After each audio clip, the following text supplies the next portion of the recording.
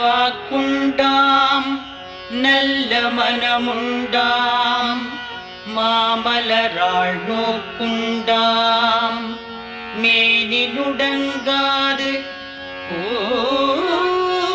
கொண்டு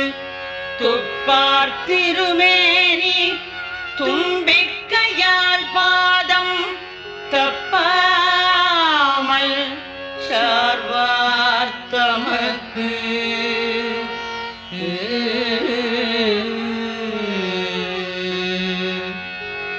பாலும் தெளிதேனும் பாகும் பருப்பும்